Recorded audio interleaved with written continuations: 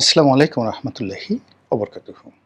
সম্মানিত দর্শক, বাংলাদেশের রাজনীতিতে আমেরিকার প্রভাব। আমেরিকার ডিপ স্টেটের মাধ্যমে রাষ্ট্র ক্ষমতায় কারা আসেন, আর সেই ডিপ স্টেট পলিসির কারণে রাষ্ট্র ক্ষমতা ছেড়ে কারা চলে যান, কারা ক্ষমতা হারান, ক্ষমতাহারী ইমরান খানের মতো জেলখানাতে যান, অথবা শেখ হাসিনার মতো দিল্লিতে আশ্রয় নেন, অথবা বাশার আল আসাদের মতো রাশিয়াতে গিয়ে আশ্রয় নেন। আবার অন্যদিকে আমেরিকার তাবিদার হয়ে হামিদ কারজাই হন, কিংবা ধরুন এখন অসীম মুনির থেকে শুরু করে পাকিস্তানের যিনি প্রধানমন্ত্রী রয়েছেন শাহবাজ শরীফ, কত সহজে সেই শাহবাজ শরীফ হওয়া যায়, এগুলো নিয়ে কিন্তু এখন বাংলাদেশে ভীষণ রকম আলোচনা হচ্ছে। তুলনামূলকভাবে একটু কম হচ্ছে এই কারণে যে আমেরিকা এবং ইরানের মধ্যে সংগঠিত যুদ্ধে আমেরিকা নানাভাবে নাস্তানাবুদ হচ্ছে। এই যুদ্ধের পরিসমাপ্তি কিভাবে হবে আজকের দিন পর্যন্ত আমরা জানি না। আজকে যখন এই ভিডিওটি করছি ঠিক সেই সময়টিতে পাকিস্তানে আমেরিকা এবং ইরানের যারা রাজনৈতিক নেতৃবৃন্দ তারা বৈঠকে বসেছেন, কিন্তু মুখোমুখি নন। এখনও সরাসরি তারা একে অপরের সঙ্গে কথা বলা করমর্দন করছেন না। অন্যদিকে পাকিস্তানের প্রতিরক্ষা মন্ত্রী তিনি বিশ্ববাসীকে জানিয়েছেন যে ইরান এবং আমেরিকার মধ্যে সমঝোতা হচ্ছে কি হচ্ছে না এই বিষয়ে যেন কোনো মন গড়া শব্দ, কোনো মন গড়া বাক্য, কোনো সংবাদ মাধ্যম প্রচার না করে, তাহলে সারা বিশ্ব বিপদে পড়ে যাবে। যে কোনো একটি ভুল তথ্য এই সমঝোতার যে উদ্যোগ এটিকে ভেস্তে দিতে পারে। তো যেটা বলছিলাম, ইরান এবং আমেরিকার এই যুদ্ধটা যদি সংগঠিত না হতো, বাংলাদেশে আমেরিকার যে তাণ্ডব, সেই তাণ্ডব আমরা হাড়ে হাড়ে টের পেতাম, যেভাবে এখন টের পাচ্ছে ল্যাটিন আমেরিকার দেশ ভেনিজুয়েলা।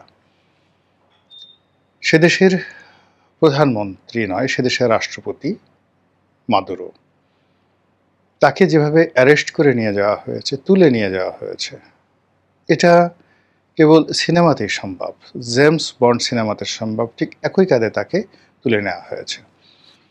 কিংবা যেভাবে ইরানের উপর আক্রমণ চালিয়ে তাদের প্রধান ধর্মীয় নেতা আয়াতুল্লাহ আলী খামেনিকে যেভাবে হত্যা করা হয়েছে, এবং এই হত্যা করার আগে প্রায় ২ বছর ধরে তারা ঘোষণা দিয়েছে যে তারা ইরানের সর্বোচ্চ নেতাকে হত্যা করবে, এবং সেই কাজ তারা করে ফেলেছে।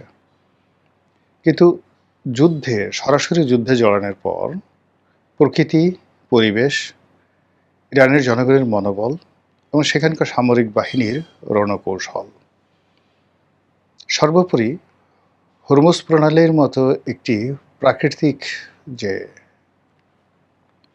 সম্পদ, বা যেটাকে বলা হয় একটা অমোঘ মারণাস্ত্র, একটি উত্তম ব্রহ্মাস্ত্র, যেটিকে আল্লাহ রাব্বুল আলামিন ইরানকে দান করেছেন। এই হরমুজ প্রণালী ব্যবহার করে ইরান যেভাবে এই যুদ্ধের সমস্ত গতিপথ পাল্টে দিয়েছে, যদি সেটি না হতো তাহলে আমেরিকা নিয়ে বাংলাদেশে যে সকল আলাপ আলোচনা হচ্ছে সেই সকল আলাপ আলোচনা অনেক অনেক বেশি হতো। আমেরিকা যে সকল দেশকে টার্গেট করেছে, যে সকল ব্যক্তিকে টার্গেট করেছে, যে সকল রাষ্ট্র এবং সরকার প্রধানকে টার্গেট করেছে গত ৭০ বছরে, তারা সবাই ভ্যানিশ হয়ে গেছে। সেই দেশ সার্বভৌমত্ব সবকিছু তছনছ হয়ে গেছে। এমনকি তাদের যারা বন্ধু, দীর্ঘদিন তাদের যারা বন্ধু, কোনো কারণে তাদের যদি সন্দেহ হয় যে এই বন্ধুটি আর আগের মতো কাজ করছে না, তখন তারা সরিয়ে দেয়, যেভাবে সৌদি আরবের বাদশা ফাইসালকে তারা মেরে ফেলেছিল। তো বাংলাদেশে আমেরিকার যে দাপট, এটি আমরা আসলে প্রথম দিকে টের পাইনি। যখন আমি নিজে সংসদ সদস্য ছিলাম, তখন আরও অনেকের মতো আমেরিকার সঙ্গে আমারও ভালো সম্পর্ক ছিল।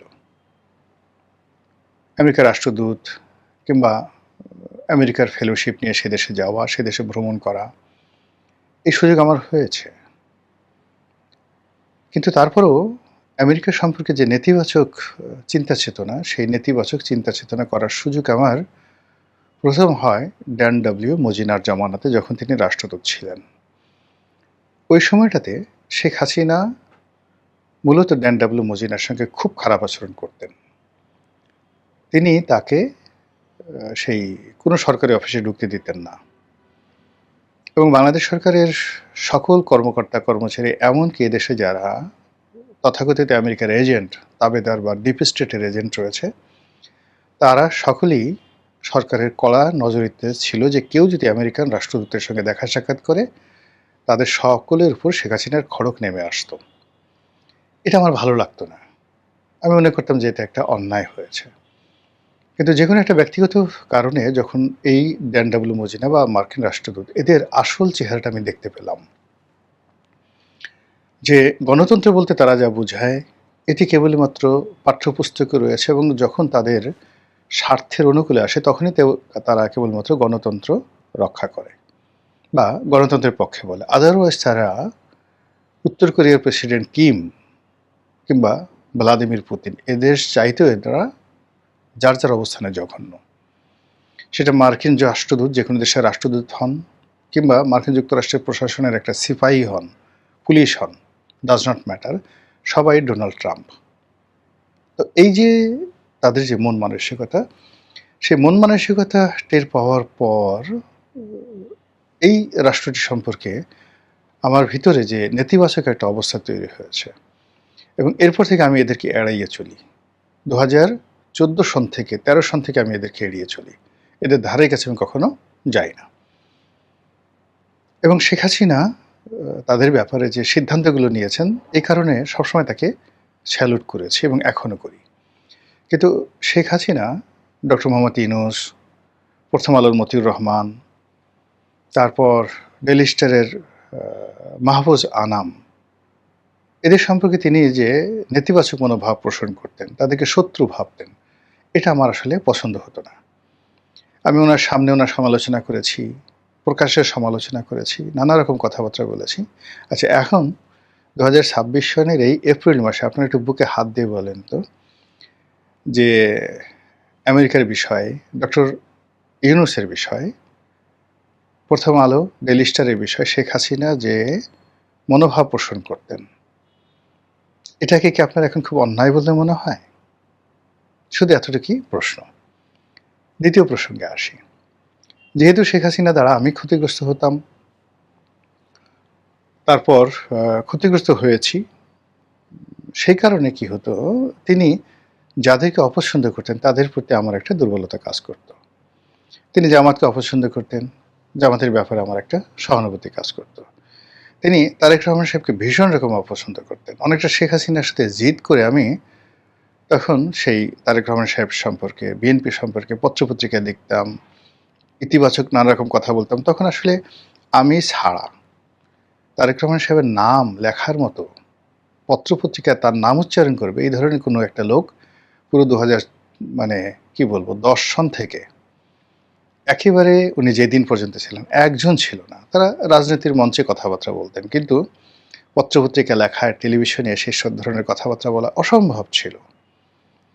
তো এই যে কথাগুলো বলেছি, তার সঙ্গে সঙ্গে আবার তিনি আমেরিকাকে যেভাবে অপমান করতেন, এটা 2014 সন পরে আমি মনে করেছি এটা সঠিক আছে, কিন্তু তার আগ পর্যন্ত আমার মনে হতো শি ইজ রং।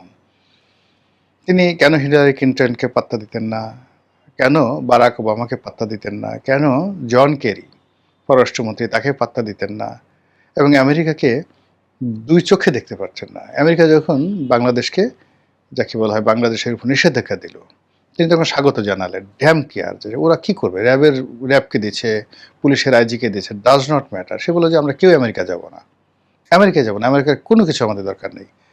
তো তারপর তিনি টিকে ছিলেন।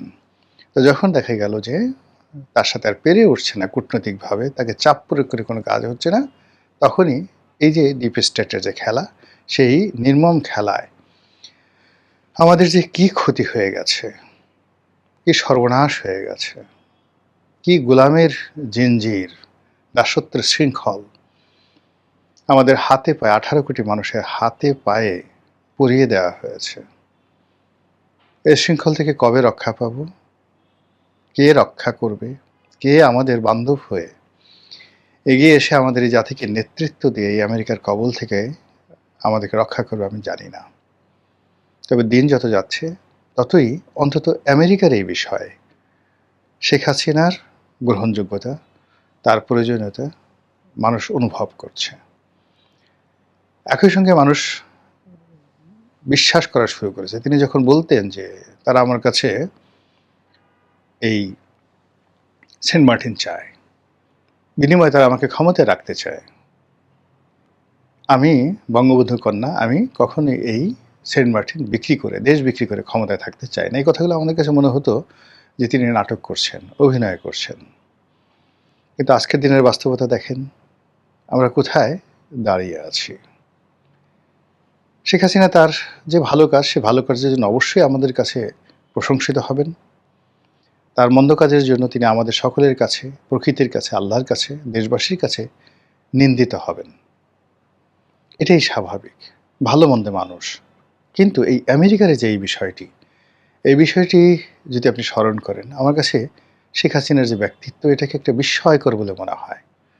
অসাধারণ তার বাগ্মিতা, অসাধারণ তার সাহস, অসাধারণ তার কৌশল, অসাধারণ তার ডিপ্লোম্যাসি। এর কারণ হলে এটা শুধু মুখে ঘোষণা দিলে হবে না। আমেরিকা যখন বলছে যে শেখ হাসিনাকে ক্ষমতাচ্যুত করবে, তিনি জানতেন প্রতিটি মুহূর্তে তার ভয় ছিল তাকে মেরে ফেলা হবে।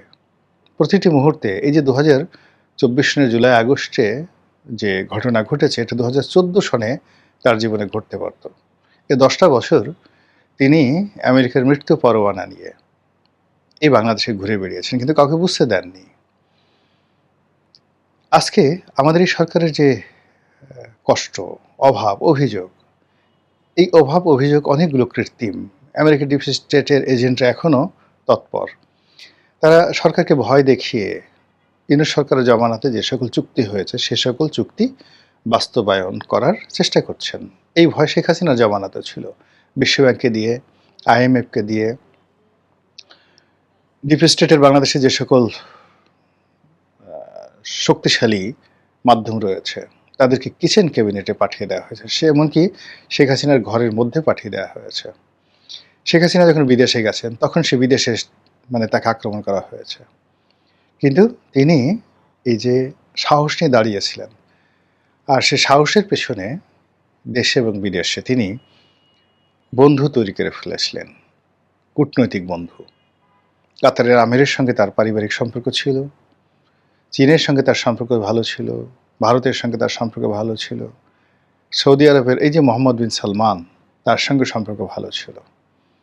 এমনকি জো বাইডেনের সঙ্গে এবং পুতিনের সঙ্গে সমভাবে একটি সম্পর্ক গড়ে তুলেছিলেন ব্যক্তিগতভাবে। যদিও আমেরিকা রাষ্ট্রগতভাবে তার বিরুদ্ধে ছিল, কিন্তু ইন পার্সন মার্কিন যে লবিস্ট গ্রুপ দ্বারা তিনি ক্ষমতার যে জায়গাগুলো সেখানে যথাসম্ভব নিউট্রাল করার চেষ্টা করেছিলেন। আমাদের এই সময়টিতে বর্তমান প্রধানমন্ত্রীকে অন্তত এই একটি বিষয় আমি বলবো, যদি তিনি শেখ হাসিনার মতো দৃঢ় হতে পারেন, সাহসী হতে পারেন, কিন্তু আমি চাই তিনি আরও ভালো করেন, শেখ হাসিনা সে আরও ভালো করেন। এই মার্কিন যে চুক্তি, এই চুক্তি থেকে বের হয়ে আসুন, এই চুক্তিকে প্রতিহত করুন, যা হবার হবে। ক্ষমতায় থাকলেই মানুষ চিরঞ্জীব হয় না, ক্ষমতায় থাকলেই মানুষ সুখী হয় না। অনেক মানুষ মরে গিয়েও অমরত্ব লাভ করে। আপনার মায়ের দিকে তাকিয়ে দেখুন, এত কষ্টের পরও এই পৃথিবী তাকে কি দিয়েছে, এই বাংলাদেশ তাকে কি দিয়েছে? সম্মান এবং মর্যাদায় তার যে মৃত্যু হয়েছে, তার স্বামীর পাশে তার যে কবর হয়েছে, এটা তার সততার পুরস্কার, তার সাহসের পুরস্কার। তো সেইভাবে ডক্টর মোহাম্মদ ইউনূস যে কাজগুলো করে গেছেন, সেই কাজগুলো যে তারেক রহমান সাহেবকে করতে হবে, নট লাইক দ্যাট। মূলত তারেক রহমান সাহেবের যে দেশপ্রেম, এটা জাগ্রত করানোর জন্য, তার সাহস যোগানোর জন্য, শেখ হাসিনার প্রসঙ্গ তুলে তাকে ঈর্ষান্বিত করার জন্য মূলত কথাগুলো বললাম। মহান আল্লাহ এদেশে কল্যাণ করুন, এদেশকে স্বাধীন এবং সার্বভৌম রাখুন, এই প্রার্থনা করছি। আসসালামু আলাইকুম ওয়া রাহমাতুল্লাহি ওয়া বারাকাতুহু।